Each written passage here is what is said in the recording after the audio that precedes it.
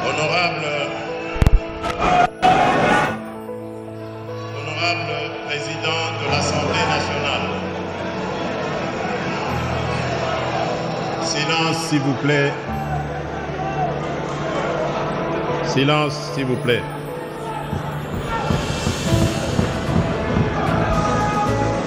Honorable Président de l'Assemblée nationale. Honorable Président du Sénat. Honorables députés nationaux et sénateurs, distingués invités, mesdames et messieurs, mes très chers compatriotes, le 20 janvier 2024, lors de ma prestation de serment pour ce second mandat à la tête de la République démocratique du Congo, j'ai pris devant notre peuple 6 engagements majeurs. Ces engagements se sont traduits en programmes ambitieux, en actions concrètes et en résultats déjà perceptibles. C'est donc en toute solennité et responsabilité que je m'adresse à vous aujourd'hui, afin de dresser le bilan de l'année 2024. Une année où, malgré d'importants défis, nous avons réalisé des progrès notables, accompli des avancées concrètes et démontré une détermination inébranlable à bâtir une République démocratique du Congo plus forte, plus prospère et plus équitable pour tous. Le programme d'action du gouvernement 2024-2028, adopté par cette auguste Assemblée en juin dernier, demeure notre feuille de route. Malgré les secousses de l'économie mondiale et les tensions géopolitiques, notre pays fait preuve d'une résilience exemplaire et s'adapte avec succès aux enjeux contemporains. Notre économie en pleine transformation présente des signes de solidité encourageants. Nous prévoyons cette année une croissance de 6%, un rythme nettement supérieur à la moyenne de 3,8% attendue en Afrique subsaharienne. Ce résultat, en dépit d'un léger ralentissement, témoigne de notre résilience face aux défis globaux et locaux et offre l'opportunité de consolider les bases d'une économie plus diversifiée, durable et tournée vers l'avenir. En parallèle, un accord préliminaire avec le Fonds monétaire international d'un montant d'environ 3 milliards de dollars fortifie notre position face aux enjeux économiques actuels. Je reconnais cependant que l'inflation constitue une préoccupation réelle pour nos concitoyens. Elle a dépassé au premier semestre le seuil annuel prévu de 11,3% en raison notamment de la hausse des tarifs de transport, hausse elle-même liée au rationnement des produits pétroliers ainsi que de l'augmentation du prix des denrées alimentaires et des boissons non alcoolisées. Le franc congolais a également subi une dépréciation de 4,2% par rapport au dollar américain depuis la fin décembre 2023, renchérissant les coûts des biens importés et accentuant ainsi la pression inflationniste. Néanmoins, grâce à une gestion rigoureuse de nos finances publiques et à une étroite coordination entre le gouvernement et la Banque centrale du Congo, nous avons stabilisé le taux de change. Au 27 novembre 2024, nos réserves internationales atteignaient 6 117 50 000 dollars américains, couvrant 14 semaines d'importation, renforçant ainsi notre capacité à faire face aux incertitudes économiques. Pour répondre aux besoins urgents de la population et soutenir notre croissance économique, nous avons stabilisé le cadre macroéconomique, amélioré l'environnement des affaires et mobilisé des financements à des conditions plus favorables. Ces avancées ont élargi nos marges de trésorerie et permis au Trésor public de financer des projets structurants. Elles ont également relancé, dans le cadre d'un plan d'action accéléré, le financement de projets d'investissement essentiels, notamment le programme local des 145 territoires, le PDL 145T, des infrastructures et voiries de province ainsi que le développement urbain de Kinshasa. De plus, l'avenant au contrat minier signé avec le groupement d'entreprises chinoises a débloqué des fonds pour entreprendre d'urgence les travaux de voirie de la ville-province de Kinshasa, dont la construction des rocades, la route Mboudi, aéroport de Ndjili via Kimwenza et Ndjili Brasserie, ainsi que plusieurs routes d'intérêt national. Parmi ces dernières figurent les axes Mbujimai-Nguba via Mweneditu, Kanyama-Kasese, Kalemi via Manono et Luena, Mbujimai-Kabinda, Kindu, Bukavu, Goma, ainsi que la route d'Akula dans le Grand Équateur.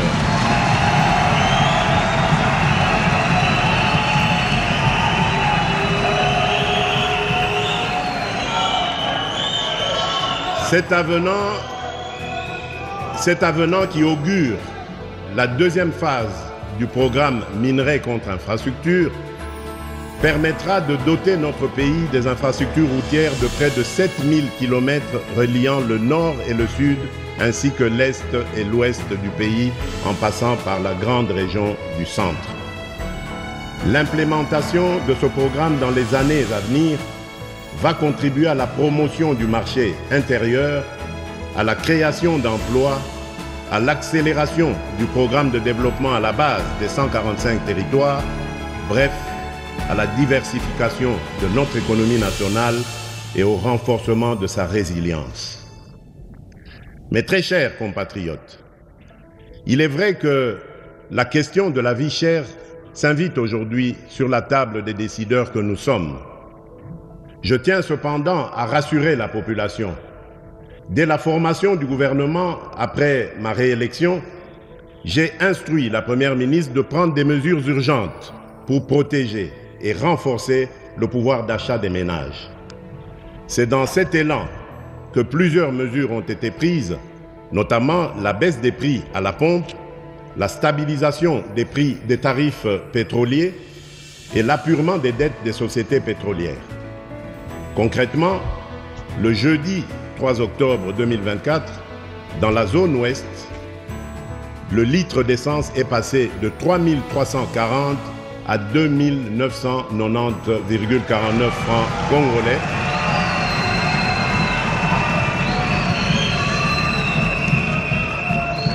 Et celui du gazoil est passé de 3 435 à 2 979,73 francs congolais. Ces ajustements représentent une diminution de 10% sur l'essence et de 13% sur le gazoil, soit une baisse moyenne d'environ 12% sur l'ensemble des produits. Les répercussions sont déjà visibles. D'une part, la consommation de carburant chez CEP Congo a bondi de 45 000 m3 par mois en moyenne à 60 000 m3, soit une hausse de 33%. D'autre part, transporteurs locaux, motocyclistes et chauffeurs de taxi réalisent désormais des économies substantielles sur leurs achats de carburant, tandis que les entreprises bénéficient d'une réduction de leurs dépenses en indemnités kilométriques, libérant ainsi des ressources pour d'autres projets. À la suite de cette baisse des produits pétroliers et dans cet élan visant à protéger et renforcer le pouvoir d'achat de notre population, le gouvernement a engagé des discussions avec les importateurs. Grâce à ces efforts conjugués, nous enregistrons aujourd'hui une baisse de 5 à 11% sur ces produits de base. Ce résultat témoigne de notre volonté inébranlable d'améliorer les conditions de vie de chaque Congolaise et de chaque Congolais. Par ailleurs, conscient du fait que notre pays ne produit pas de pétrole raffiné prêt à la consommation, j'ai instruit le gouvernement d'orienter sa politique d'approvisionnement vers les sources les plus avantageuses afin de garantir un accès durable et compétitif à l'énergie. Ainsi aussi, pour alléger le fardeau économique qui pèse sur nos concitoyens, sur mes instructions, le gouvernement a suspendu la taxe sur la valeur ajoutée, la TVA, et réduit les taux des droits et taxes et redevances sur 8 produits alimentaires de première nécessité. Par cette action, l'État a choisi de renoncer à une part de ses revenus afin de soutenir directement des millions de Congolais qui consomment ces denrées chaque jour. Ce geste a pour but principal d'alléger le coût de la vie et de favoriser le bien-être de nos concitoyens. Dans un tout autre registre, je voudrais dire particulièrement aux Quinoises et aux Quinois que je partage avec vous la préoccupation des embouteillages quotidiens qui compliquent les déplacements dans la ville.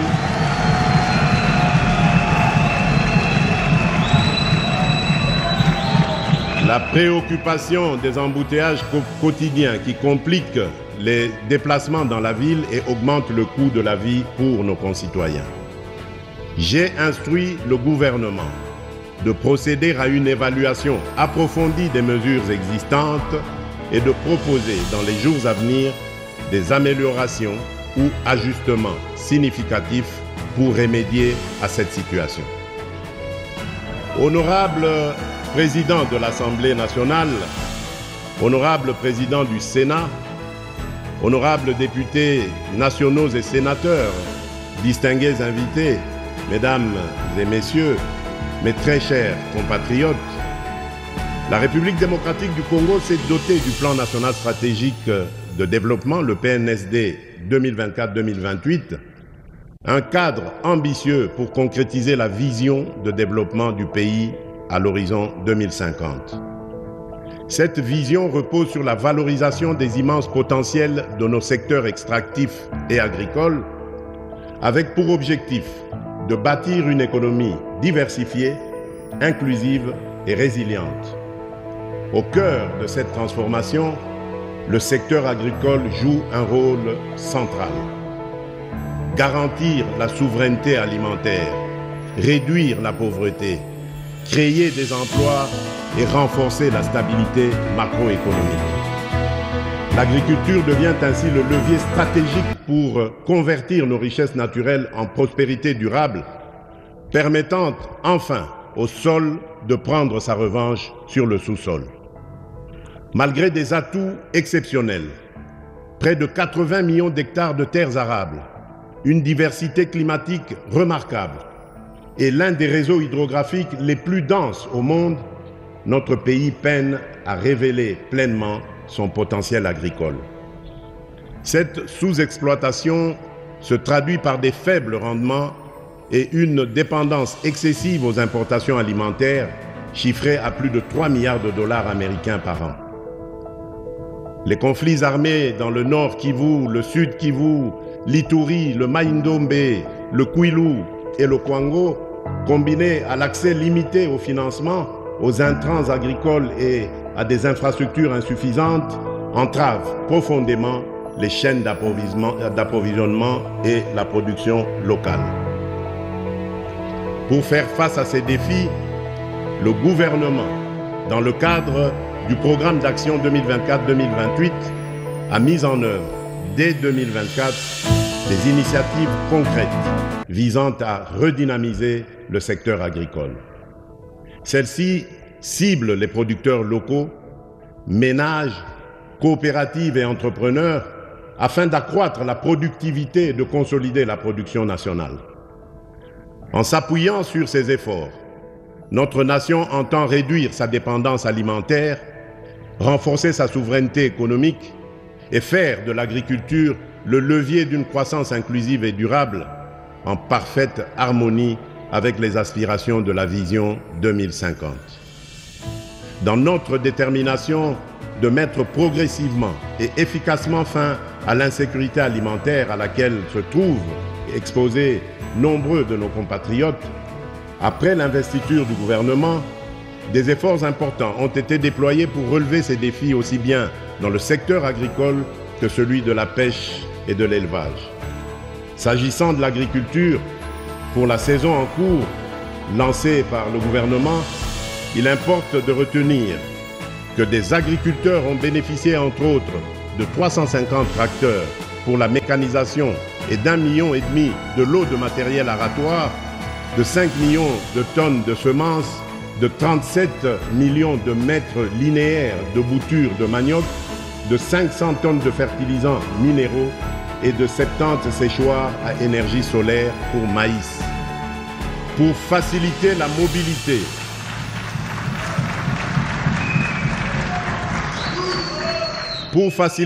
mobilité, des techniciens et moniteurs agricoles, des motos et des vélos ont été remis afin d'assurer un meilleur encadrement des agriculteurs.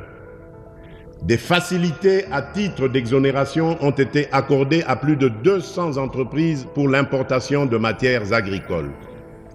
Dans ce même élan de soutenir davantage le développement du secteur agricole, il y a lieu de noter que pour la première fois, à travers la loi de finances 2025 que je vais promulguer dans quelques jours, les crédits alloués à l'agriculture sont accrus et maintenus au-dessus de 11% du budget national, bien au-delà de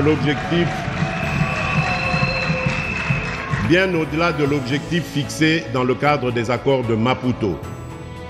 Cet accroissement substantiel de l'allocation des financements publics en faveur du secteur agricole témoigne de notre engagement sans faille à créer les conditions nécessaires au développement de ce secteur hautement stratégique pour notre souveraineté. En octobre 2024, dans le cadre de notre coopération avec la Banque africaine de développement, nous avons lancé, par l'entremise du Fonds social de la République démocratique du Congo, le FSRDC, le programme de transformation de l'agriculture, le PTA-RDC, bénéficiant d'un financement de 6,6 milliards de dollars américains sur 10 ans.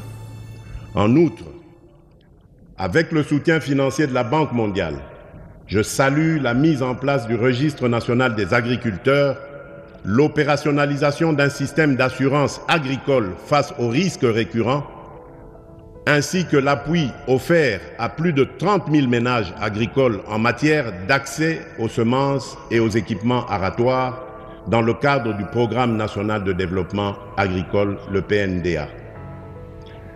Honorable Président de l'Assemblée nationale, Honorable Président du Sénat, Honorables députés nationaux et sénateurs, distingués invités, Mesdames et Messieurs, mes très chers compatriotes, ces interventions mises en œuvre grâce aux ressources externes fournies par ces deux partenaires multilatéraux ainsi que d'autres acteurs, notamment les agences du système des Nations Unies et des partenaires bilatéraux, revêtent une importance cruciale.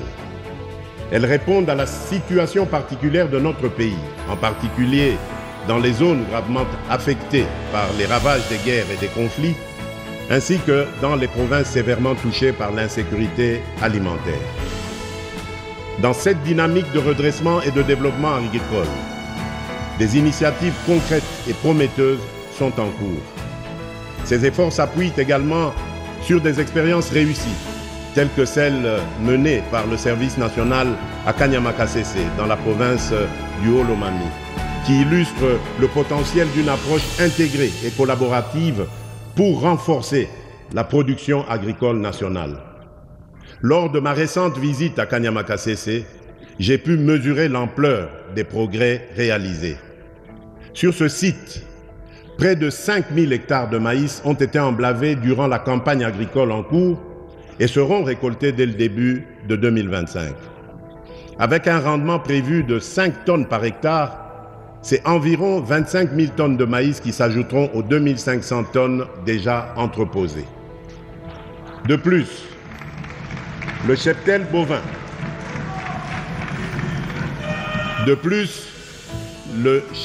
bovin du service national à Kanyamakasese, parti de 1000 bêtes, en compte aujourd'hui 5000, témoignant ainsi de l'essor remarquable de ce programme.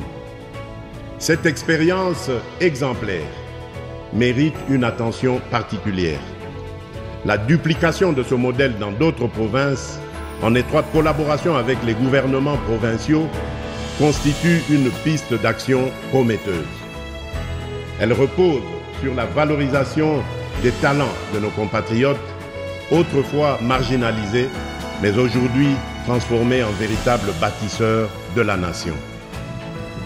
Cette démarche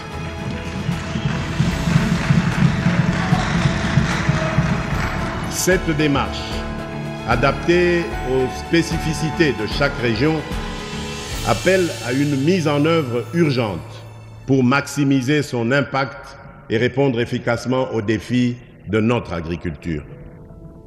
Dans cette même perspective, le gouvernement, avec le concours de mon cabinet, s'est engagé à amorcer la mise en œuvre de l'initiative de développement des agropoles à travers les 145 territoires du pays, ainsi que la promotion des parcs agro-industriels. Ces projets stratégiques, complémentaires aux pôles de développement agro-pastoraux, visent à accélérer la transformation agricole nationale tout en renforçant les bases d'une économie diversifiée.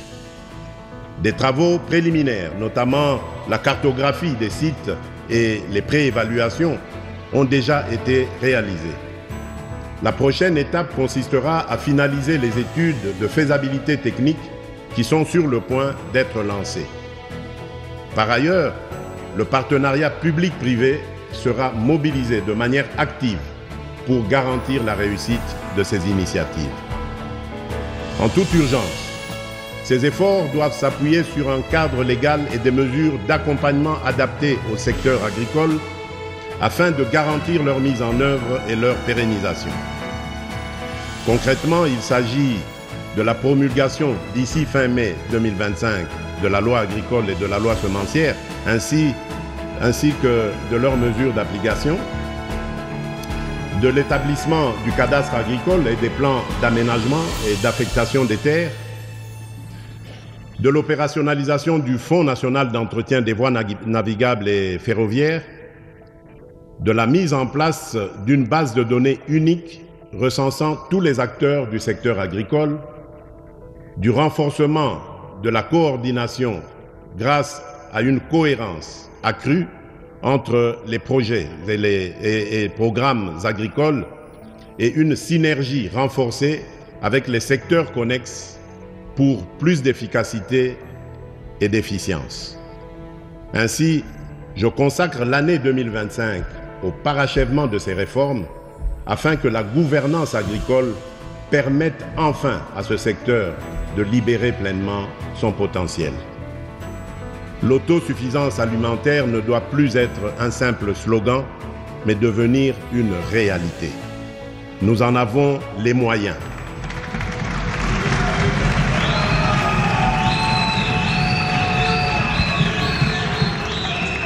Conscient du rôle crucial de la pêche et de l'élevage dans la diversification de notre économie et la sécurité alimentaire, le gouvernement s'est également engagé dans des réformes structurantes.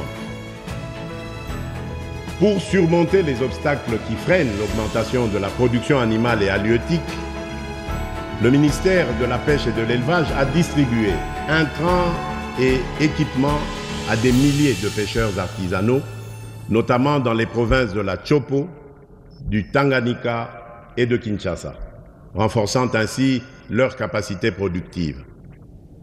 Poursuivant cette dynamique, le gouvernement a honoré ses engagements concernant l'acquisition de 8 bateaux de pêche industrielle. Les dernières formalités et ajustements techniques seront rapidement achevés afin de les mettre en service dans les meilleurs délais. De plus, pour relancer la filière avicole, un programme ambitieux a été adopté en octobre 2024, prévoyant le développement de 8 pôles à travers le pays. Ces pôles soutiendront les petits éleveurs, les fermes et les PME, consolidant la croissance de ce sous-secteur. Pour assurer la viabilité et maximiser l'impact de ces initiatives, je m'engage à allouer des ressources supplémentaires à l'encadrement, à la professionnalisation et à l'accompagnement des pêcheurs et des éleveurs. Enfin, l'Office national de pêche et d'aquaculture verra ses capacités opérationnelles renforcées afin de mener à bien sa mission au service de notre nation. Honorable président de l'Assemblée nationale, honorable président du Sénat, honorables députés nationaux et sénateurs, distingués invités, mesdames et messieurs, mes très chers compatriotes, le développement de notre secteur agricole ne se réalisera pleinement que si les conditions indispensables sont réunies dans les zones rurales. À ce titre, l'accélération de la mise en œuvre du programme de développement local des 145 territoires constituera une priorité majeure en 2025. Dans ce cadre, le projet de loi des finances 2025, soumis à l'examen du Parlement, prévoit des ressources substantielles pour des investissements stratégiques. La construction de routes de desserte agricole dans le volet 2, l'installation de réseaux d'eau potable et de microcentrales photovoltaïques dans son volet 3, ainsi que l'aménagement de marchés modernes et d'espaces de vie dans son volet 5, tel que défini dans la composante 1 du dit programme. Par ailleurs, la composante 2 du même programme met l'accent sur le renforcement des économies rurales et des chaînes de valeur afin d'améliorer la productivité, d'accroître les revenus des ménages et de consolider la sécurité alimentaire. L'aménagement des voies de dessertes agricoles en désenclavant et en connectant les bassins de production jouera un rôle clé dans la dynamisation du secteur agricole et dans le bien-être des populations rurales. Pour l'année 2025, avec le gouvernement, je m'engage à réhabiliter 38 000 km de routes de desserte agricole prévues dans le PDL 145T et 11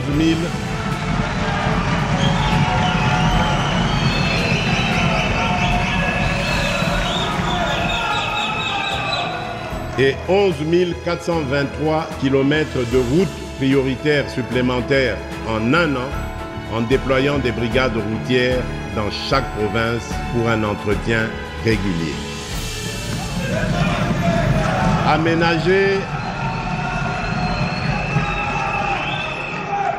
Aménager 11 432 km de voies navigables destinées à la desserte agricole et construire des entrepôts portuaires adaptés.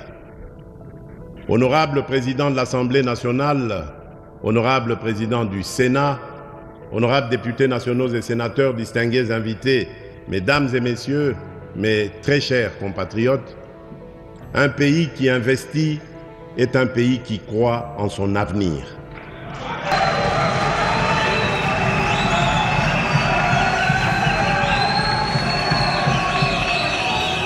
La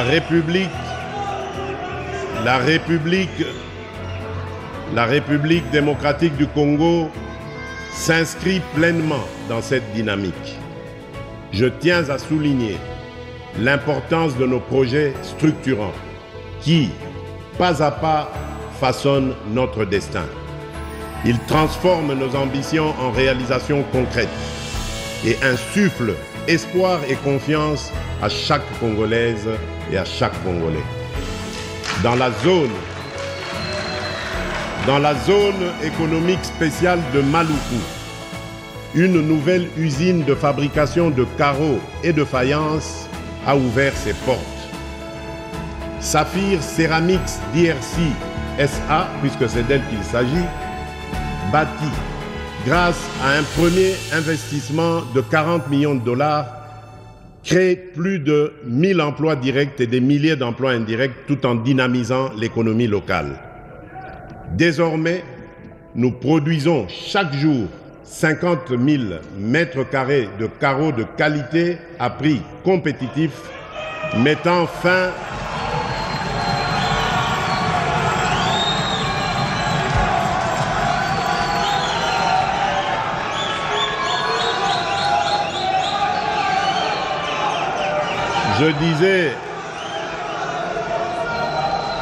Je disais que désormais, Je disais que désormais, nous produisons... D'accord. Désormais, nous produisons chaque jour 50 000 mètres carrés de carreaux de qualité à prix compétitif, mettant fin à l'importation et renforçant...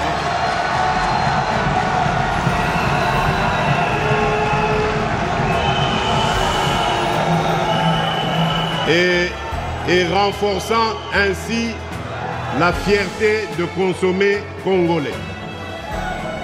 À proximité de là, Varom Beverages RDC SARL, franchise de Pepsi Cola, a lancé la production de boissons gazeuses avec une capacité de 1,2 million de bouteilles par jour. Un premier investissement de 66 millions de dollars, bientôt suivi d'une seconde phase de 46 millions de dollars dans les 6 prochains mois, a permis de créer 530 emplois à ce jour. Cette nouvelle unité génère non seulement des emplois et des recettes fiscales, mais nourrit également la fierté de consommer des produits made in Congo. Et que dire de la relance de la mine de zinc de Kipushi par Kiko? Fort d'un investissement de 923 millions de dollars, ce projet illustre parfaitement notre ambition du réveil du Congo comme un géant au cœur de l'Afrique. Chaque mois,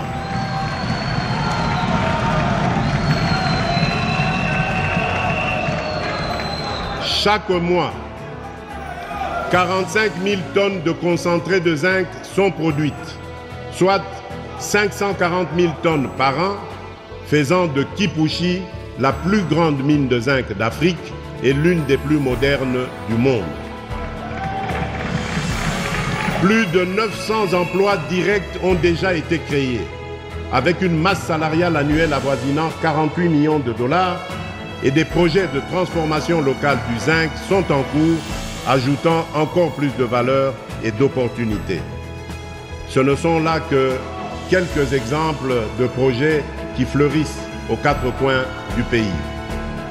Des routes, des ponts, des écoles, des hôpitaux, sans oublier la modernisation de nos aéroports, Bangboka aujourd'hui et bientôt Kolwezi, Mbujimai, Kananga, Bunia, ainsi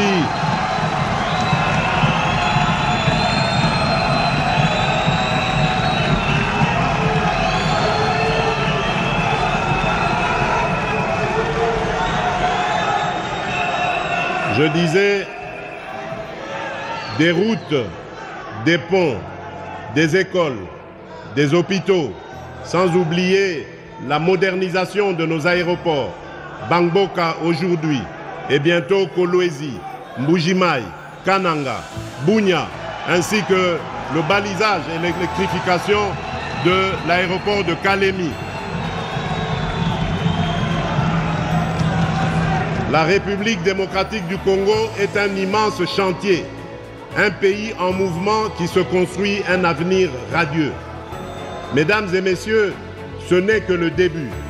Notre belle République démocratique du Congo poursuit sa marche en avant et l'avenir nous réserve encore de nombreux succès et autant de raisons d'être fiers.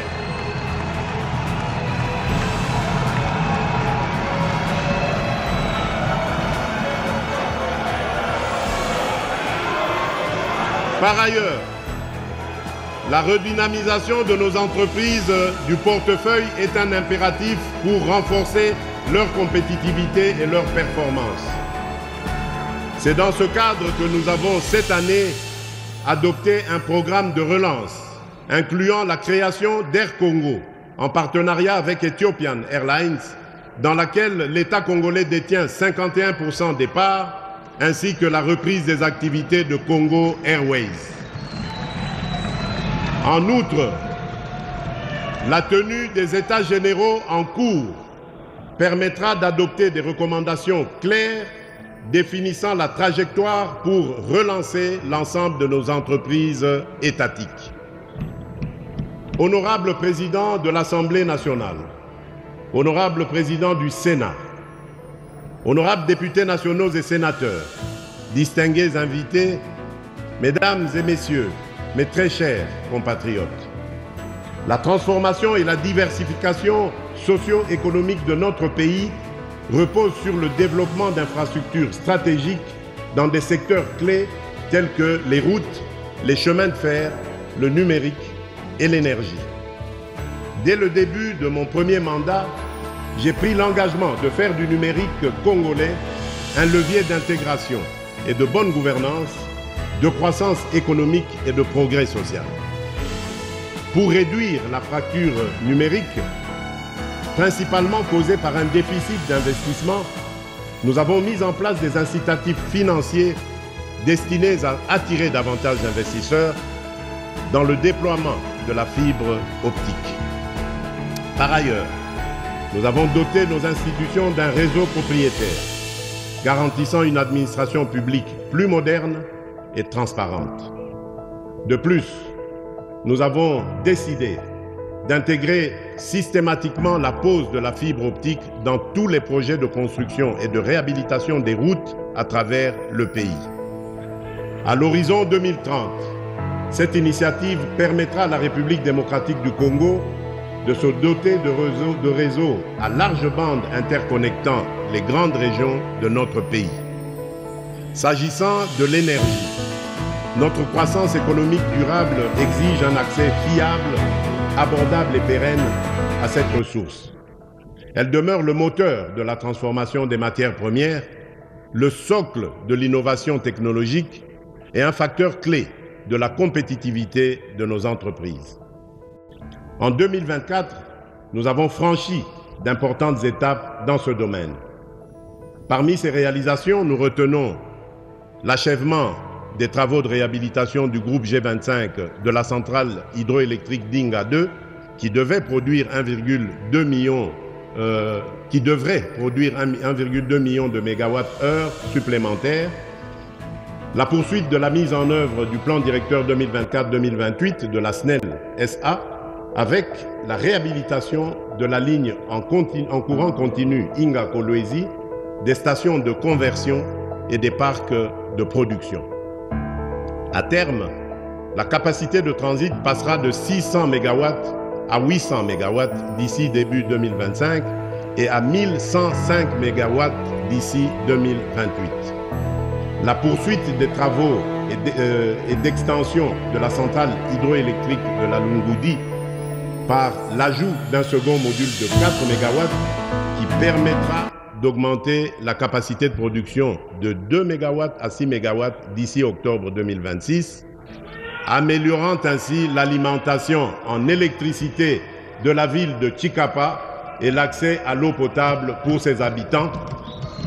La finalisation des travaux d'électrification dans les localités de Maïdi, Ngeba, Malanga et Katogota ont permis de connecter de nouveaux foyers, transformant le quotidien de milliers de personnes. Les travaux d'installation de nouvelles cabines ainsi que ceux de la remise à niveau du poste de Funa vont permettre de densifier le réseau de la SNEL, impactant directement 62 758 ménages, soit plus de 500 000 personnes, et contribuant à réduire la consommation du bois énergie.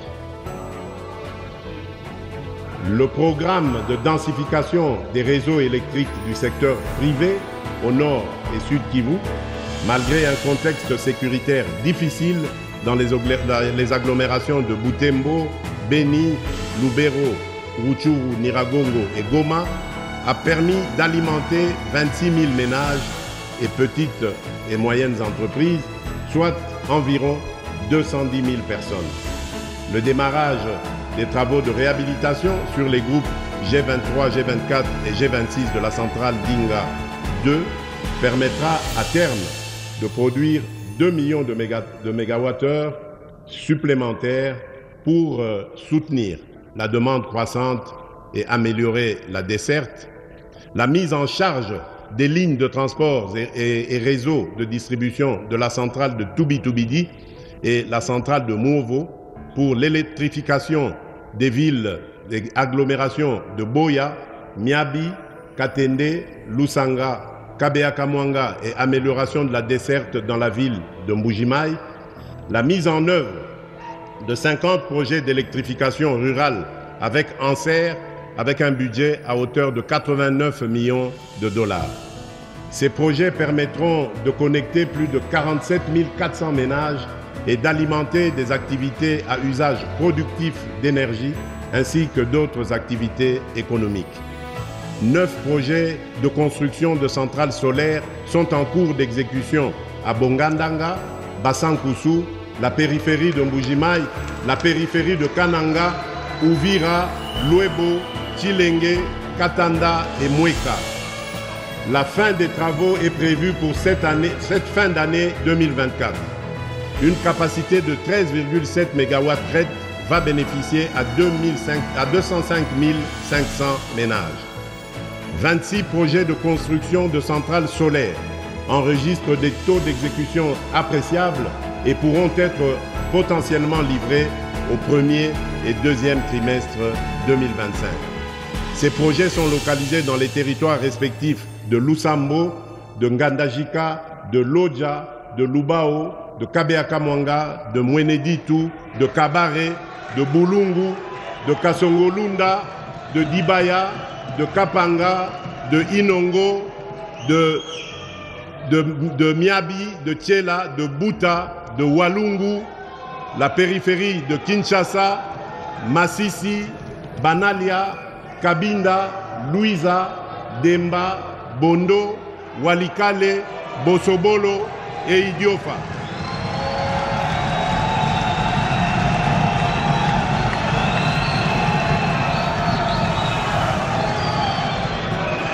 Pour une capacité de 15,9 MW qui vont bénéficier à plus de 238 875 ménages. En matière de desserte en eau, le bilan de l'année 2024 est porteur de progrès significatifs. En milieu semi-urbain, les projets d'alimentation en eau potable et d'assainissement à Kasangulu, Lissala, Chikapa ont permis à près de 1,3 million de personnes d'accéder à des services essentiels.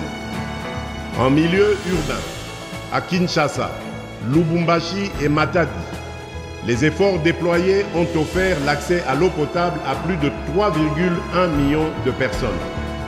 À Kinshasa, la mise en service du module 2 de l'usine de traitement d'eau d'Ozone, avec une capacité de 110 000 m3 par jour, a permis d'étendre l'accès à l'eau potable à 1,8 million de personnes supplémentaires. Ces avancées marquent des étapes cruciales vers l'amélioration des conditions de vie de nos populations et renforcent notre engagement à garantir un accès équitable aux ressources essentielles. Honorable Président de l'Assemblée nationale, Honorable Président du Sénat, honorables députés et sénateurs, distingués invités, mesdames et messieurs, mes très chers compatriotes, la modernisation de la fonction publique demeure un pilier essentiel de nos réformes pour renforcer la gouvernance et améliorer l'efficacité de l'administration publique.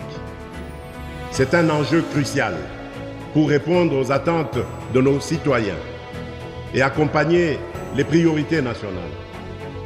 Un État fort et prospère repose sur des hommes et des femmes intègres, porteurs d'un sens élevé du devoir.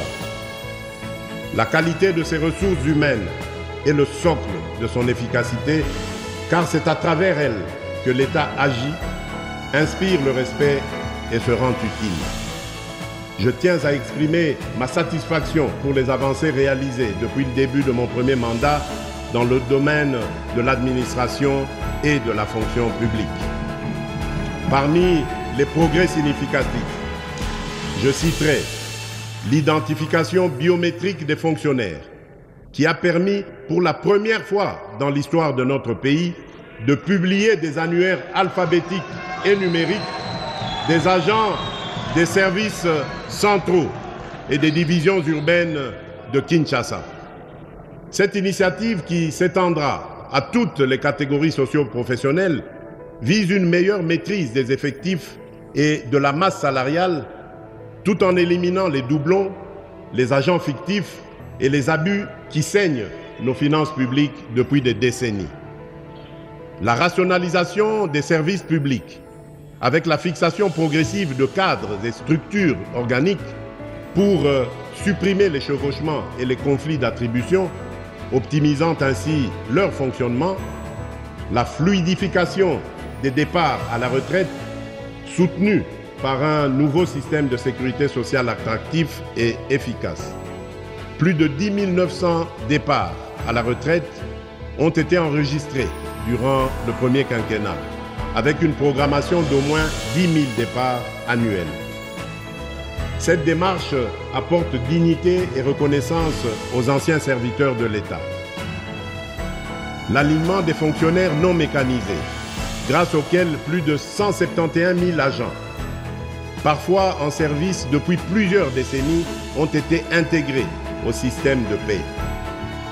L'amélioration des conditions socio-professionnelles par le renforcement du dialogue, la discipline, la dématérialisation des procédures, les promotions en grade, la refonte du cadre juridique et l'amélioration progressive des salaires et des conditions de travail.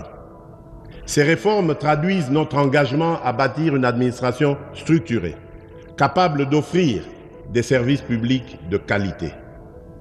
La prochaine étape consistera à mettre en place une nouvelle politique salariale, juste et équitable, garantissant à chaque agent, où qu'il se trouve, un salaire digne et en adéquation avec sa catégorie d'emploi et ses mérites.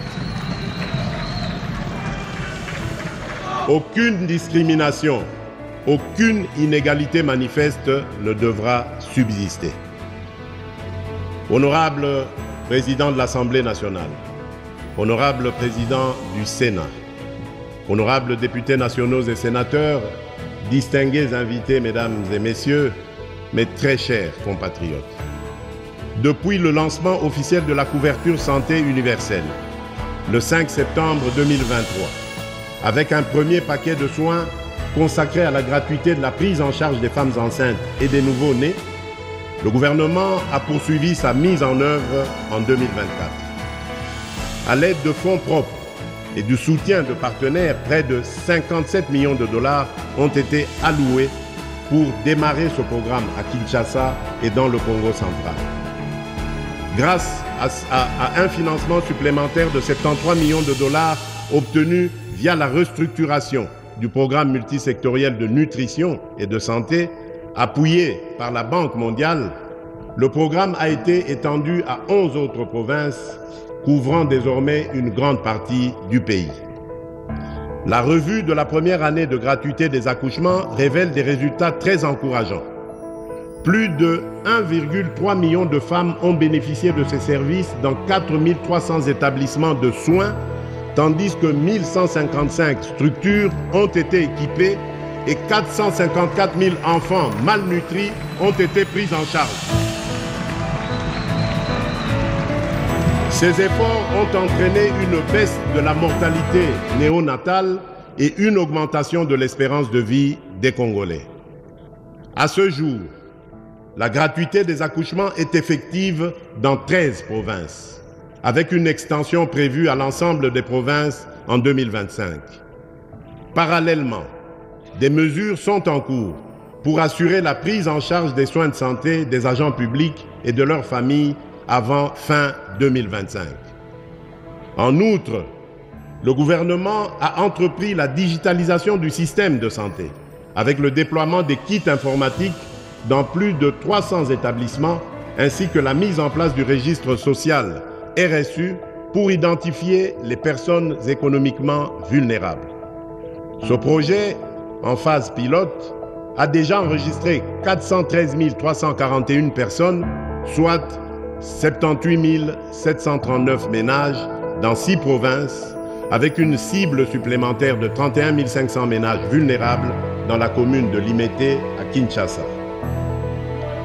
Enfin, des réformes ont été lancées pour améliorer la couverture sociale, renforcer le rôle du Fonds social de promotion et de services sociaux afin de répondre efficacement aux besoins des groupes vulnérables en assurant une réponse humanitaire coordonnée et flexible.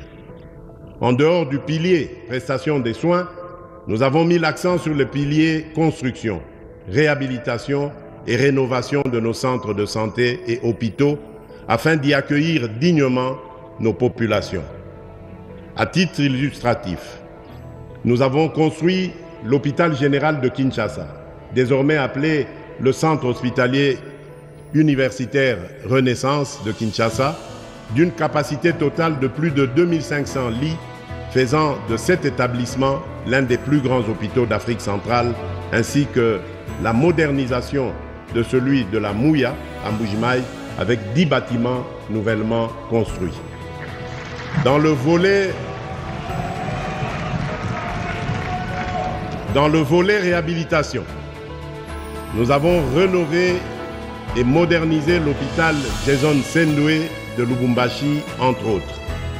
De plus, dans le cadre du programme de développement local des 145 territoires, nous avons déjà finalisé la construction de 300 centres de santé répartis sur toute l'étendue du territoire national, dont celui de Mutowa, en périphérie de la ville de Kalemi, déjà équipé, que j'ai personnellement réceptionné lors de mon itinérance dans la province de Tanganyika.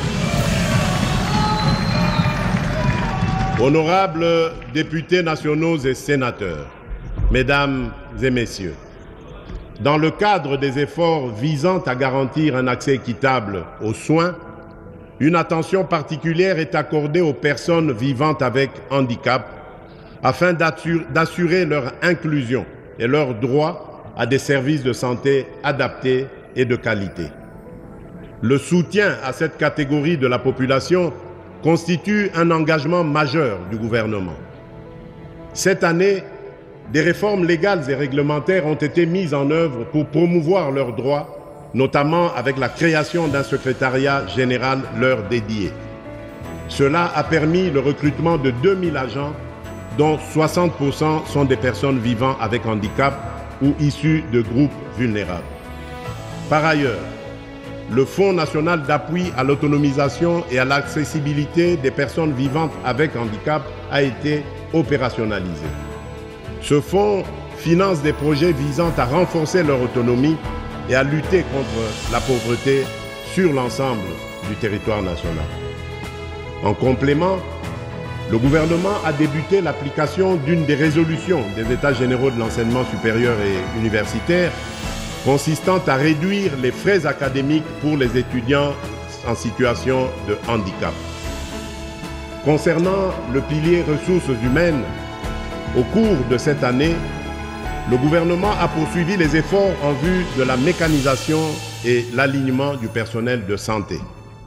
En effet, à l'issue de l'atelier résidentiel de Bibois, nous sommes parvenus notamment à l'alignement à la prime de risque pour le 4e trimestre de l'exercice budgétaire en cours de plus de 1000 médecins, 500 agents administratifs, 1500 infirmiers, 50 dentistes, 20 médecins physiciens, 100 vétérinaires, 100 pharmaciens et 700 autres professionnels de santé.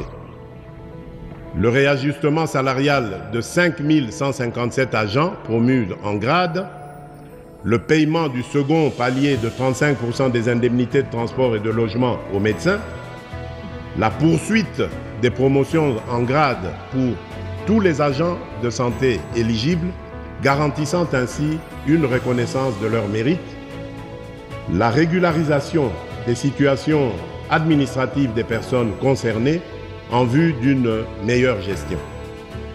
Tout ceci s'ajoute aux efforts déjà consentis en vue de l'amélioration des conditions sociales des prestataires des soins de santé de notre pays, avec un cumul de près de 40 000 alignés, dont plus de 10 000 médecins.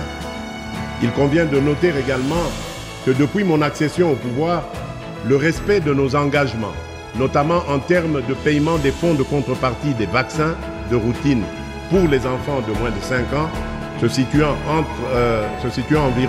environ à 16 millions de dollars américains chaque année, contribue à la baisse de la mortalité des enfants sur l'étendue du pays.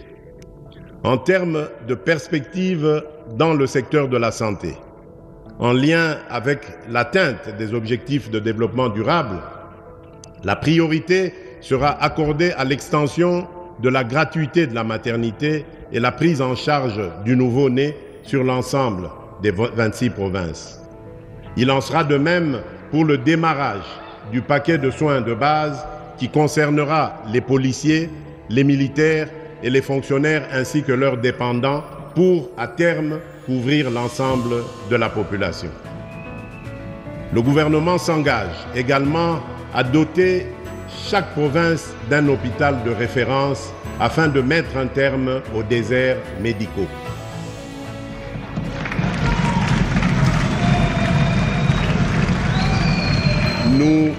Nous poursuivrons nos efforts sans relâche pour construire un système de santé robuste et résilient, apte à prévenir, préparer et répondre efficacement aux grandes endémies et épidémies telles que le Mpox, le choléra, la tuberculose, le VIH-Sida, le paludisme, les fièvres hémorragiques virales, les infections respiratoires et plus récemment une maladie inconnue affectant la province du Kwango.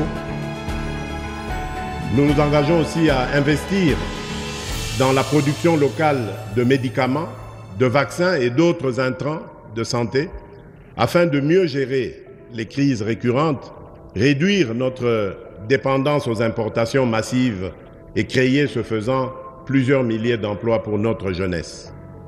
Toujours dans le registre de prise en charge, nous avons initié le projet d'appui au bien-être alternatif des enfants et jeunes impliqués dans la chaîne d'approvisionnement du cobalt, le PABEA Cobalt, dans les provinces du Haut-Katanga et du Lualaba. Ce projet vise à éradiquer la présence et le travail des enfants dans les mines artisanales de cobalt.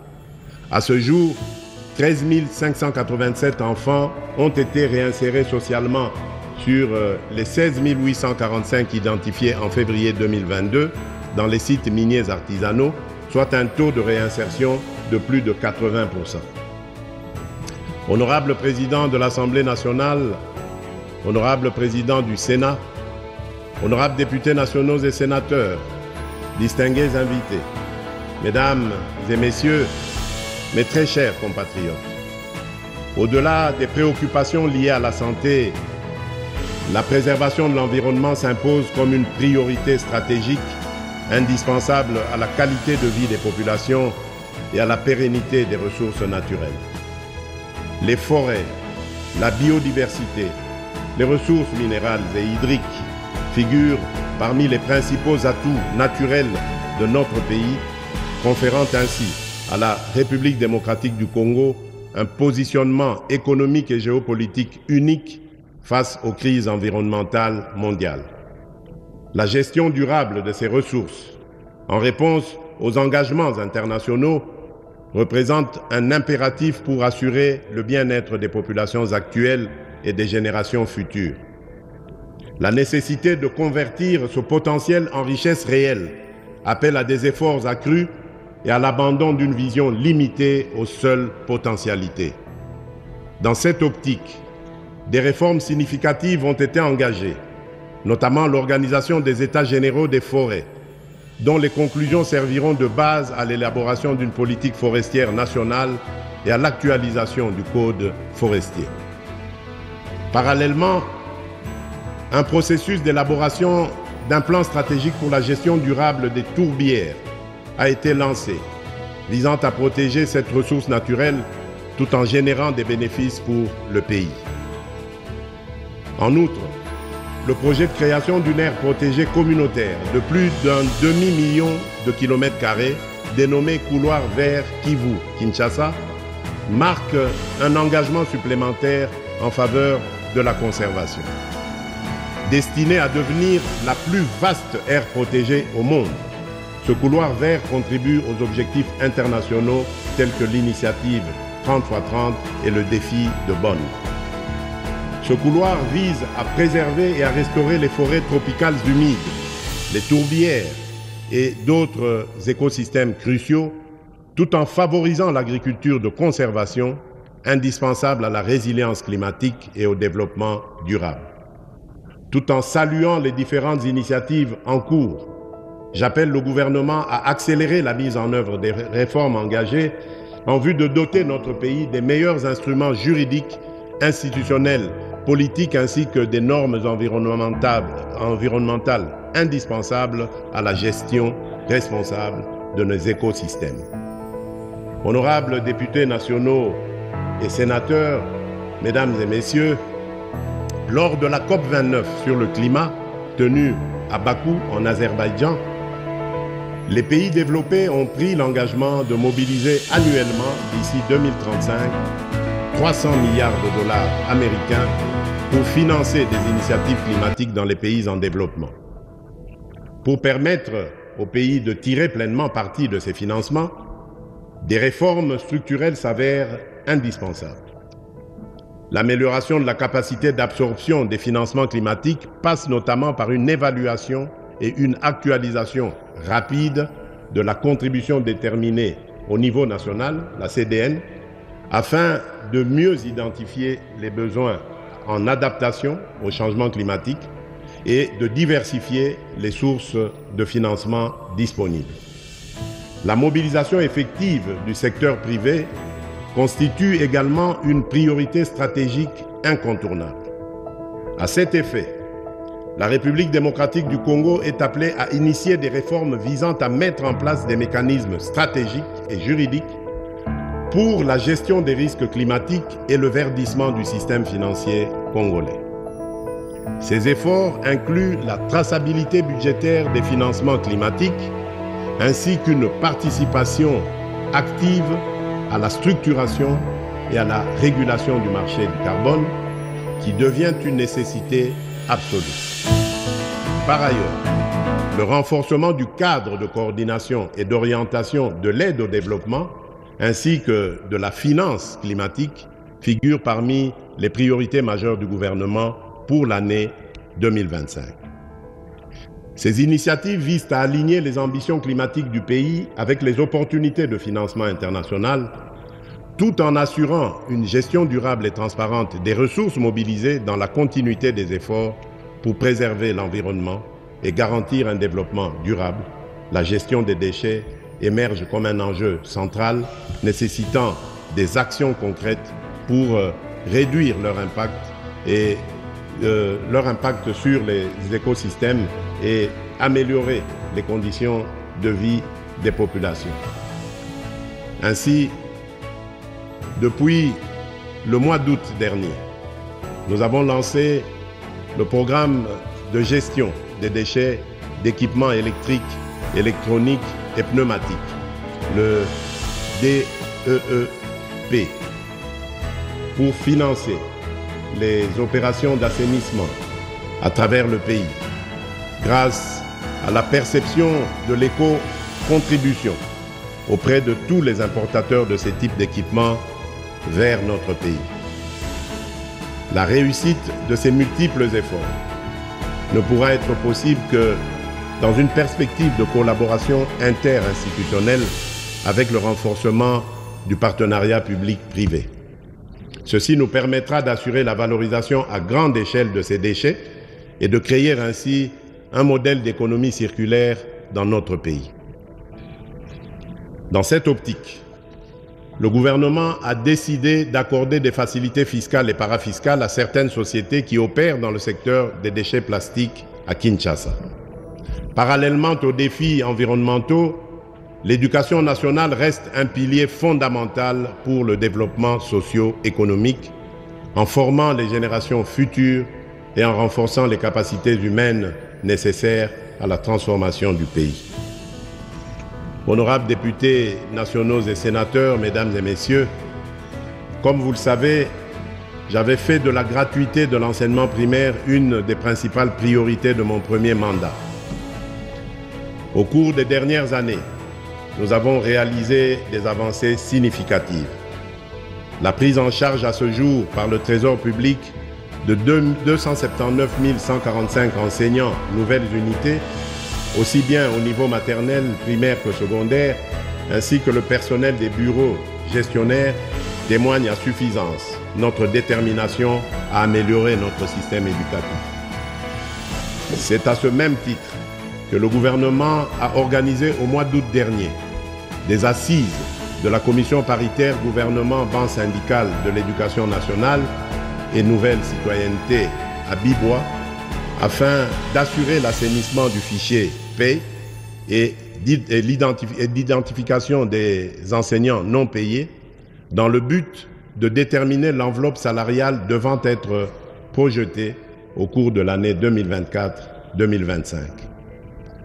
Tous ces paris gagnés méritent d'être consolidés afin d'assurer l'amélioration des conditions socio-professionnelles des enseignants ainsi que les infrastructures scolaires.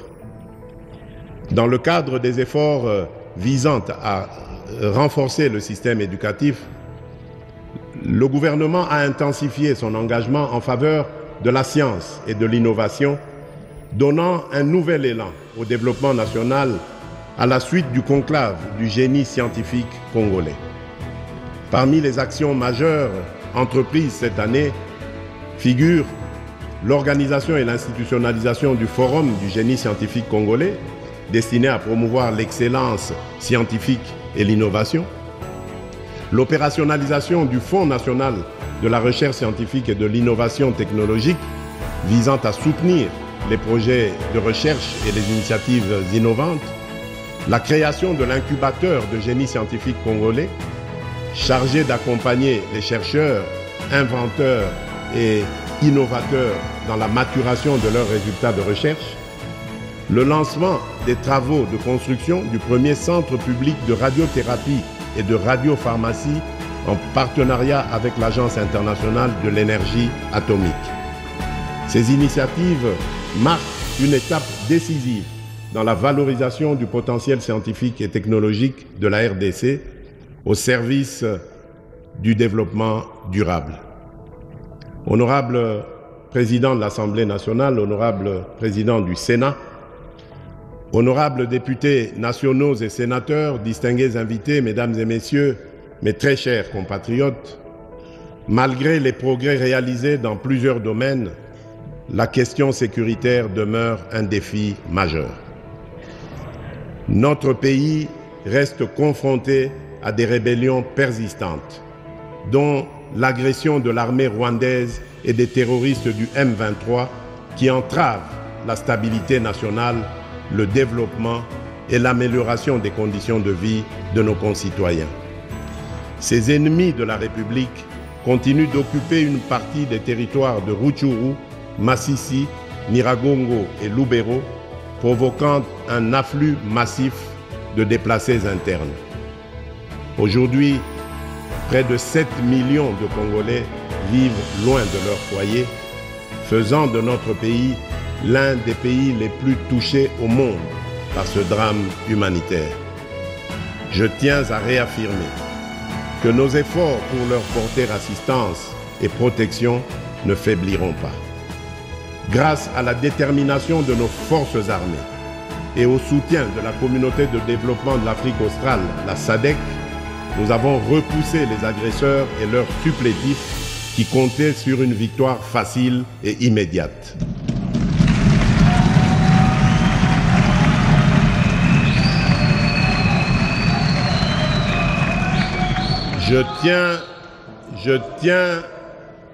Je tiens à exprimer ma profonde gratitude au président João Manuel Gonçalves Lourenço de la République d'Angola pour son engagement résolu en tant que médiateur dans la quête de la paix à l'est de notre pays. Je remercie également la SADC qui vient de renouveler d'une année le mandat de sa mission en République démocratique du Congo, la SAMI d'IRC, témoignant ainsi de son attachement au principe de sécurité collective et de son appui dans le processus de pacification. L'opérationnalisation du plan de programmation militaire lancé l'an dernier et poursuivi cette année rendra nos forces armées plus efficaces sur le terrain. J'ai la conviction que cette approche contribuera à rétablir définitivement la paix et à préserver l'intégrité territoriale de notre nation. C'est ici l'occasion de saluer la mémoire de nos vaillants militaires, des forces de résistance, les Wazalendo, et des soldats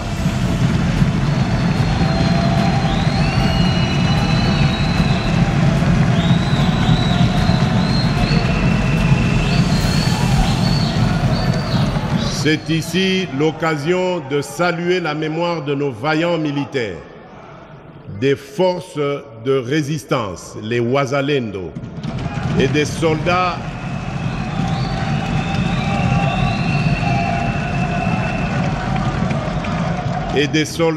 de pays amis tombés pour défendre l'intégrité de notre territoire, ainsi que celle de tous nos compatriotes injustement fauchés par la guerre, la violence, la maladie ou les calamités naturelles. En leur honneur, je vous invite à vous lever et à observer un moment de recueillement.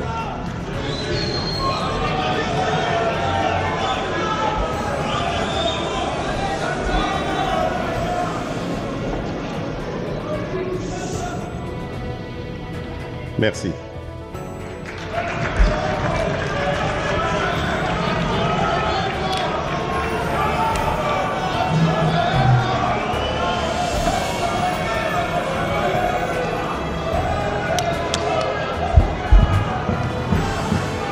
Honorables députés nationaux et sénateurs, mesdames et messieurs, au-delà des déplacements massifs de population provoqués par la guerre, un phénomène alarmant s'observe. Le dépeuplement progressif de certains territoires stratégiques, suivi de leur repeuplement par des populations étrangères implantées par le Rwanda. Cette dynamique soulève des enjeux majeurs en termes de souveraineté nationale, d'équilibre démographique et de cohésion sociale, nécessitant une réponse urgente et coordonnée. S'agissant de l'état de siège, j'ai instruit Madame la Première ministre de procéder à l'évaluation sur le terrain des mesures de son assouplissement décidées l'année passée.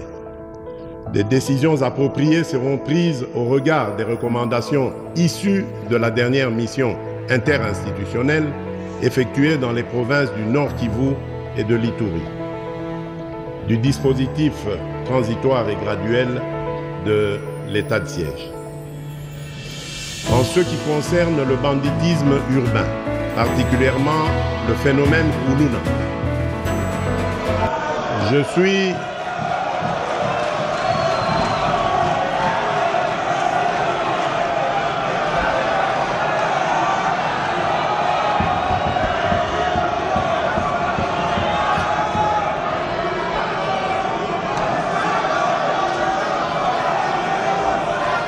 En ce qui concerne le banditisme urbain, particulièrement le phénomène Kuluna, je suis fermement convaincu que, outre le renforcement des moyens des services de sécurité, il est essentiel d'adopter rapidement des mécanismes efficaces de réinsertion pour les jeunes désœuvrés. Une plus grande rigueur dans la répression des actes criminels en conformité avec notre législation s'avère également primordiale. À cet effet,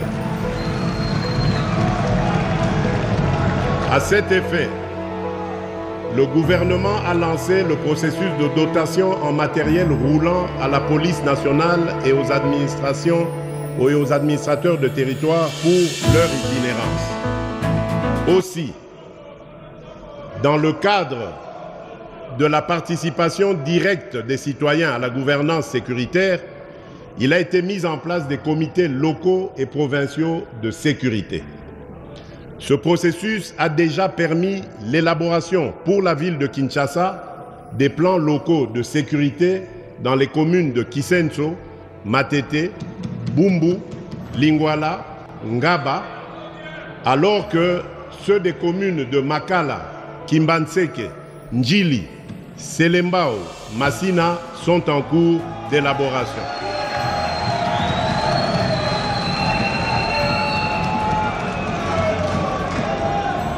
Il en sera de même pour les autres villes de la République. Une expérience inspirante a été mise en œuvre à Kanyamakasese, où les Kuluna ont été transformés en bâtisseurs. Au lieu de les considérer uniquement comme des criminels, le gouvernement a choisi d'engager ces jeunes dans des projets de développement communautaire. En les intégrant dans des initiatives constructives, nous avons non seulement réduit la criminalité, mais également redonné un sens à leur vie en leur offrant des opportunités de travail et de réinsertion sociale.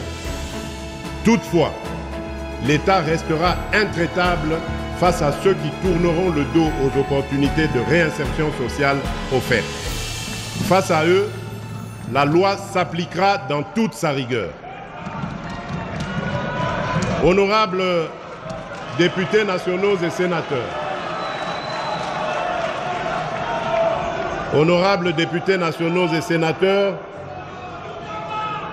mesdames et messieurs, s'agissant toujours de la question de la sécurité, il est essentiel de relever particulièrement que le domaine des affaires coutumières, l'une des sources non négligeables de certains conflits susceptibles de générer de l'insécurité à grande échelle, doit aussi attirer l'attention du gouvernement. Au cours de l'année écoulée, le gouvernement a entrepris plusieurs initiatives pour assainir ce secteur afin d'anticiper sur les conflits. Parmi ces initiatives, on peut noter le lancement d'une vaste opération pour résorber les crises nées des litiges d'origine coutumière. Une politique nationale de prévention et de règlement des conflits coutumiers a été validée le 13 octobre 2024, marquant le début des réformes importantes, y compris le renouvellement des commissions consultatives de règlement des conflits coutumiers à travers le pays. La tenue des audiences foraines à Kinshasa les 4 et 5 novembre 2024 et à Goma le 14 novembre 2024 pour traiter les conflits coutumiers et communautaires. Ces initiatives se poursuivront dans d'autres provinces par le ministère en charge de la question. Les activités de médiation et de réconciliation menées à ce jour dans les provinces du Sud Kivu, du Mai-Ndombe, de la Chopo et du Tanganyika, en vue de pacifier les zones touchées par des conflits intercommunautaires. La certification des entités coutumières pour contribuer à la régulation de leur administration et à la mise en place de données fiables pour la gestion de ce secteur, la reconnaissance des chefs coutumiers par la signature d'arrêtés ministériels collectifs en vue de renforcer la sécurité juridique et rétablir l'autorité de l'État, le projet pilote de reconnaissance et régularisation de plus de 350 chefs coutumiers au Haut-Ouélé, envoyant un signal fort aux autres provinces sur l'engagement du gouvernement à toucher toutes les entités coutumières, la protection et la promotion des droits des peuples autochtones qui demeurent une priorité dans notre programme. Les affaires coutumières sont un pilier de notre société et un vecteur de paix. En renforçant le rôle des chefs coutumiers et en améliorant la gestion des affaires coutumières, nous contribuerons à la stabilité de notre pays et à la cohésion de nos communautés. Mes chers compatriotes, autant avec l'arrivée des éleveurs Mbororo dans le Haut-Ouélé en quête de pâturage, qu'avec les diverses communautés ethniques dont regorge notre pays, le contrôle des terres est un problème qui a engendré des tensions entre les communautés locales, exacerbées par des conflits liés aux ressources et des actes de pillage. Pour répondre à cette situation, le gouvernement a initié plusieurs actions, notamment le dialogue intercommunautaire, le renforcement de la sécurité, la mise en place de programmes d'intégration, la sensibilisation aux droits et devoirs. Ces mesures visent à apaiser les tensions et à instaurer une coexistence durable entre les communautés visiteuses et les populations locales, tout en garantissant la sécurité et l'équité pour toutes les parties concernées. Honorable Président de l'Assemblée nationale, Honorable Président du Sénat, honorables députés et sénateurs, distingués invités, Mesdames et Messieurs, mes très chers compatriotes, l'un des leviers essentiels pour assurer efficacement la sécurité des personnes et de leurs biens, tout en protégeant les investissements et en favorisant la croissance économique et la justice. Fidèle aux dispositions de notre Constitution et épaulé par nombre de nos compatriotes qui œuvrent souvent au péril de leur vie, je n'ai jamais ménagé mes efforts pour instaurer un véritable état de droit. Nous partageons l'objectif de disposer d'un appareil judiciaire solide, apte à mettre fin à l'impunité et à garantir l'égalité de tous devant la loi.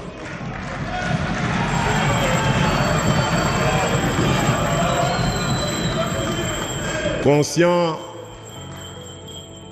des défis qui freinent encore le bon fonctionnement du système judiciaire, nous avons engagé des actions concrètes. Après le recrutement par voie de concours de 5000 nouveaux magistrats, civils et militaires, un premier contingent de 2500 a déjà été nommé, formé et déployé.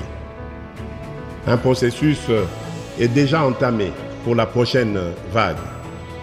Face à l'ampleur des enjeux et dans le but de fédérer tous les acteurs autour de notre quête d'un véritable état de droit, nous avons soutenu la réorganisation des états généraux de la justice. Les recommandations qui en sont issues guideront des réformes structurelles profondes comme l'amélioration des conditions de travail et de la gestion du personnel judiciaire, la construction d'infrastructures juridiques et pénitentiaires respectueuses des droits humains, le renforcement de la discipline au sein de la magistrature et l'intensification de la lutte contre l'impunité.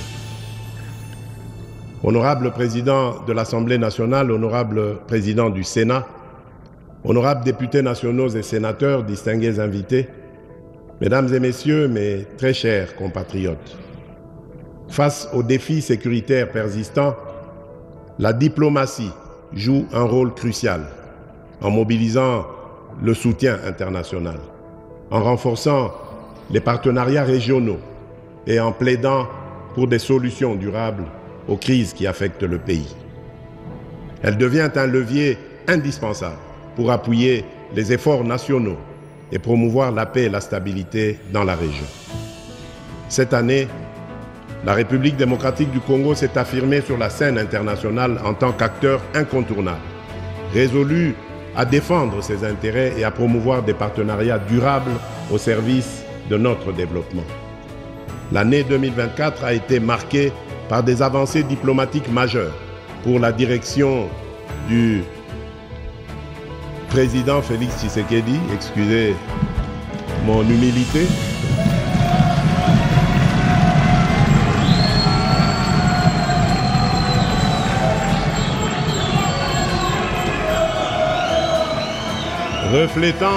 reflétant l'engagement de la République démocratique du Congo à promouvoir ses intérêts stratégiques sur les scènes régionales, continentales et internationales. Notre élection au Conseil des droits de l'homme des Nations Unies, suivie de notre candidature imminente au Conseil de sécurité comme membre non permanent, témoigne de la reconnaissance internationale de notre engagement pour la paix et les droits humains et nous offre une tribune privilégiée pour promouvoir et défendre les droits humains.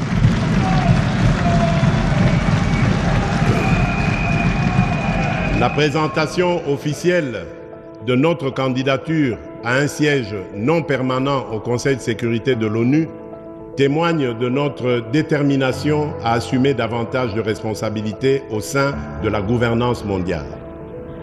Notre adhésion au Conseil de paix et de sécurité de l'Union africaine a renforcé la position stratégique de la République démocratique du Congo dans la résolution des conflits africains.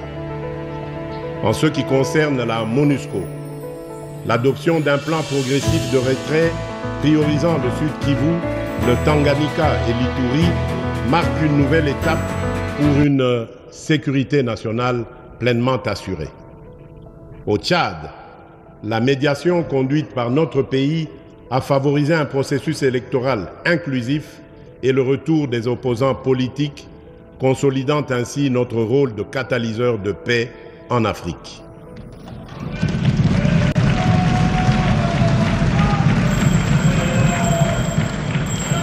Par ailleurs, notre participation au Forum sur la coopération sino-africaine, le FOCAC, s'est traduite par la signature d'accords clés avec la Chine, touchant notamment les infrastructures, l'énergie et les mines, tout en veillant à une exploitation équilibrée de nos ressources stratégiques, en particulier le cobalt et le cuivre.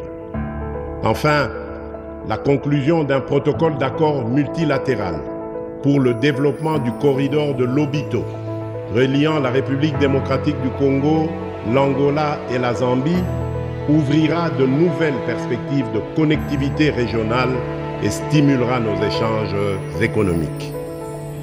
Ces accomplissements ne sont pas de simples distinctions. Ils reflètent notre ambition de participer activement à la construction d'un monde plus juste et plus solidaire. Nos partenariats militaires avec les Nations Unies, notamment à travers la MONUSCO, visent à garantir une transition sécuritaire ordonnée et durable. Par ailleurs, la présidence congolaise du Conseil de paix et de sécurité de l'Union africaine a permis de plaider pour une vision panafricaine de paix et de solidarité. Honorable président de l'Assemblée nationale, honorable président du Sénat, honorables députés nationaux et sénateurs réunis en congrès, mes chers compatriotes, dans le cadre des efforts pour renforcer la cohésion sociale et promouvoir le développement humain, les secteurs de la culture, du genre, de la jeunesse, des sports et du tourisme occupent une place essentielle parce que contribuant à l'épanouissement des citoyens et à la valorisation des richesses de notre pays. En inscrivant la création de plus d'emplois en priorité de mes engagements pour le second quinquennat, mon ambition était d'ouvrir très largement le champ d'opportunités à la main-d'œuvre locale, essentiellement composée de jeunes. Pour ainsi atteindre ce noble objectif, de nombreuses initiatives courageuses et des actions encourageantes ont été entreprises en faveur de la jeunesse à travers l'action du gouvernement. Il y a lieu de noter la mécanisation de plusieurs jeunes parmi les agents nouvellement alignés à la paye en 2024 dans le cadre du programme de rajeunissement de l'administration publique et de la magistrature. Conscient du rôle que doit jouer davantage cette jeunesse en faveur du développement de notre pays et au regard des enjeux de l'heure, j'avais résolu de requalifier les attributions du ministère lui dédiées en ministère de la jeunesse et de l'éveil patriotique. Loin d'être une simple indication, cette attribution exprime ma volonté de donner à la jeunesse la place qui est la sienne, notamment dans la préservation de l'intégrité territoriale et le respect des droits des citoyens. Chers jeunes, dire non aux sollicitations des ennemis de notre nation, dénoncer des complices de la souffrance imposée à notre peuple par nos agresseurs et barrer la route aux manipulateurs, c'est ça même le sens de l'éveil patriotique.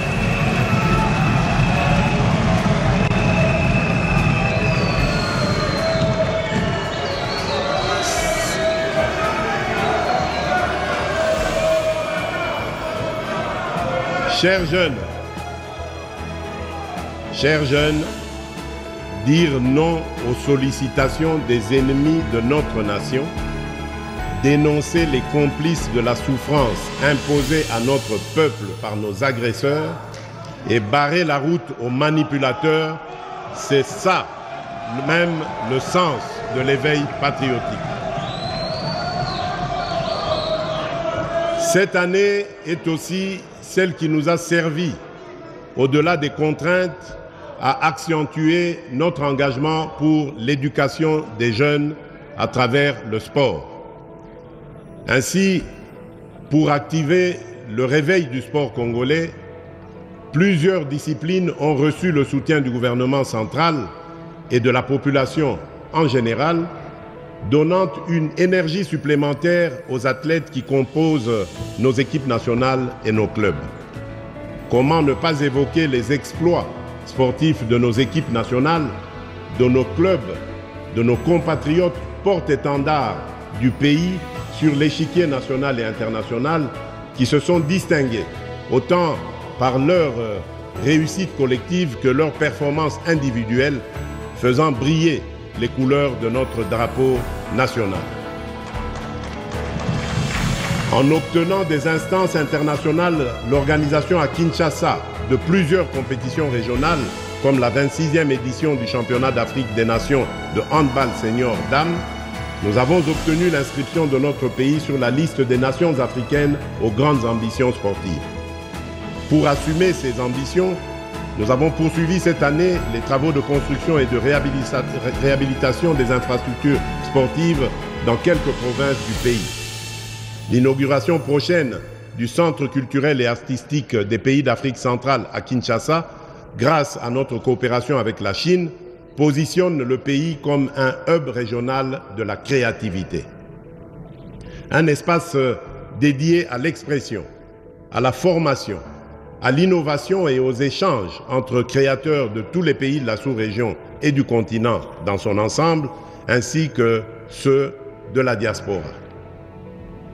Mes chers compatriotes, depuis mon accession à la magistrature suprême, j'ai fait de la protection des droits de l'homme et de la lutte contre les violences basées sur le genre une priorité nationale. Cette année, malgré les tentatives de dénigrement de nos détracteurs visant à affaiblir notre position sur la scène internationale, des progrès significatifs ont été réalisés.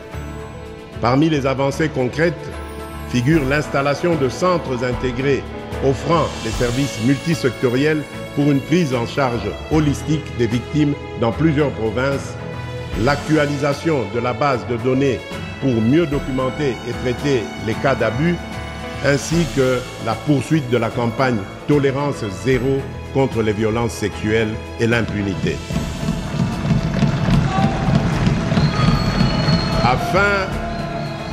Afin de renforcer le cadre normatif en matière de justice transitionnelle, conformément à nos engagements internationaux, 3 documents majeurs ont été transmis au gouvernement pour examen.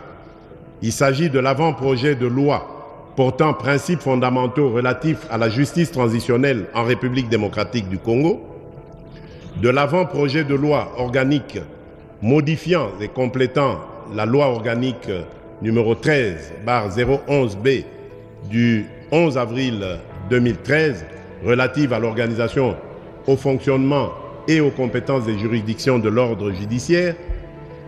Il s'agit enfin du projet de politique nationale sur la justice transitionnelle.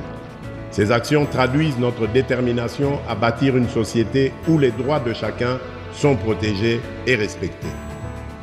À propos de l'agenda de la résolution 1325 du Conseil de sécurité des Nations Unies sur les femmes, la paix et la sécurité, il est important de signifier que la République démocratique du Congo vient de finir l'élaboration du plan d'action national de la 3e génération qui constitue la mise en œuvre de la dite résolution. Ce plan d'action intègre un nouveau pilier sur les conflits émergents dus notamment aux catastrophes naturelles et au blanchiment de capitaux. Honorables députés nationaux et sénateurs, mesdames et messieurs, notre action sur le front étatique représente une avancée majeure pour la République démocratique du Congo. Trop longtemps, notre histoire a été racontée à travers les prismes de la guerre et de la souffrance. Aujourd'hui, nous affirmons notre droit à écrire notre propre récit, celui d'un peuple résilient, talentueux, riche de sa diversité et de ses innombrables opportunités. Nos médias, tant publics que privés, seront pleinement mobilisés pour accomplir cette mission.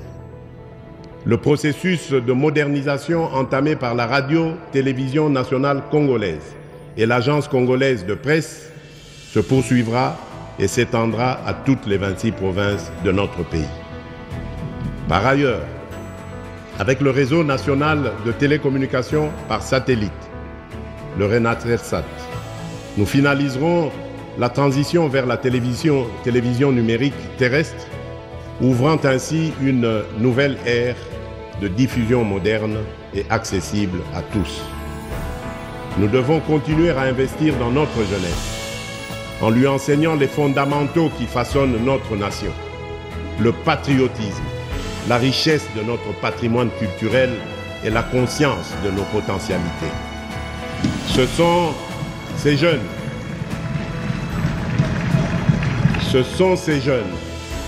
nos éclaireurs, qui porteront demain le récit inspirant de notre pays.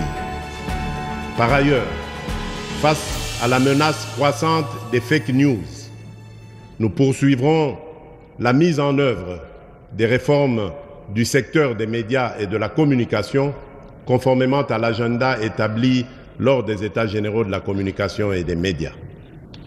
L'Union nationale de la presse du Congo, revitalisée, et le Conseil supérieur de l'audiovisuel et de la communication, le CESAC, travailleront ensemble pour garantir un paysage médiatique professionnel, libre et démocratique. Enfin, le front médiatique s'harmonise avec les fronts diplomatiques, judiciaires et militaires pour protéger une image forte, positive et unifiée de notre pays. Nous restons fermement engagés, car maîtriser notre récit et notre image est une condition essentielle de notre souveraineté, de notre dignité et de notre prospérité collective.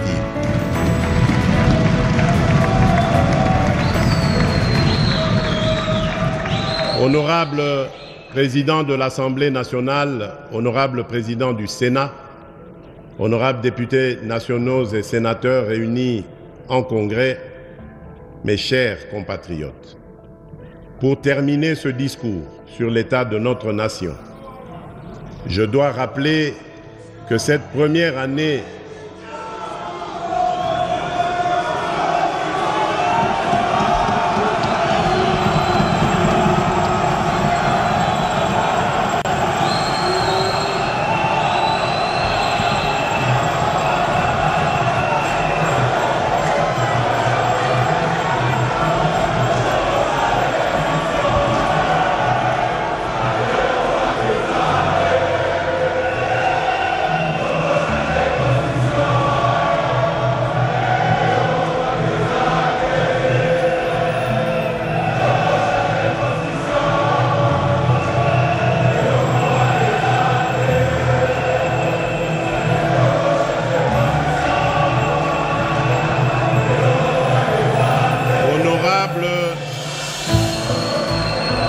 Honorable Président de l'Assemblée nationale, Honorable Président du Sénat, Honorables députés et sénateurs réunis en congrès,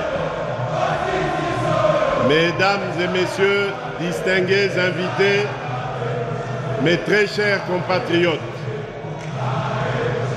pour terminer ce discours sur l'état de la nation, je dois rappeler que cette première année de mon nouveau mandat a été marquée par un démarrage raté, ou plutôt retardé, j'allais dire, notamment en raison du temps nécessaire mis pour la désignation de la Première ministre et la mise en place des institutions conformément aux prescrits de notre Constitution. Ces délais, bien que contraignants, étaient indispensables pour respecter les échéances et les procédures fondamentales de notre démocratie. Cependant, cette situation nous invite à une réflexion commune. Il est peut-être temps d'engager une réflexion nationale sur une réforme constitutionnelle.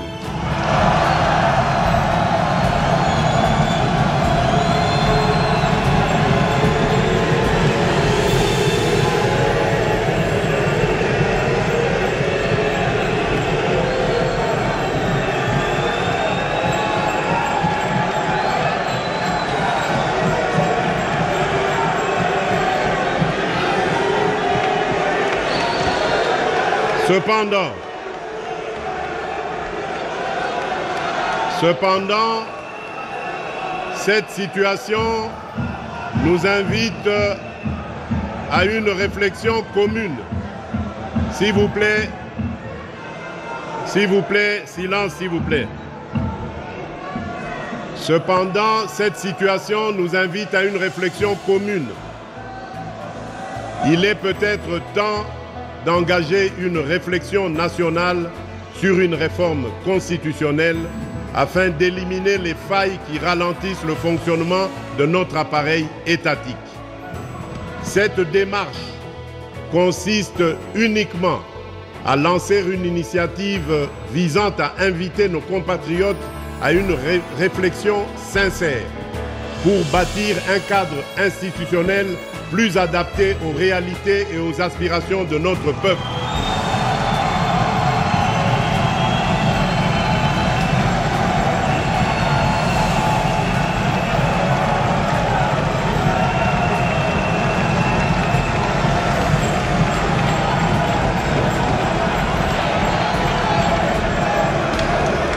Je reste convaincu que malgré les défis,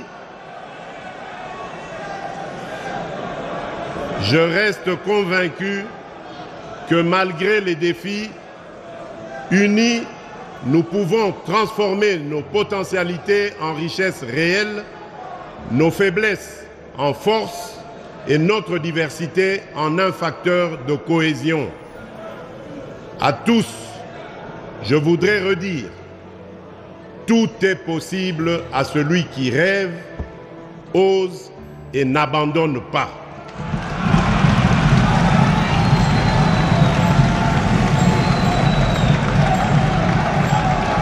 C'est dans cet esprit que je réaffirme mon engagement indéfectible à servir la République démocratique du Congo et son peuple. Que vive la République démocratique du Congo, que Dieu bénisse la République démocratique du Congo et son peuple.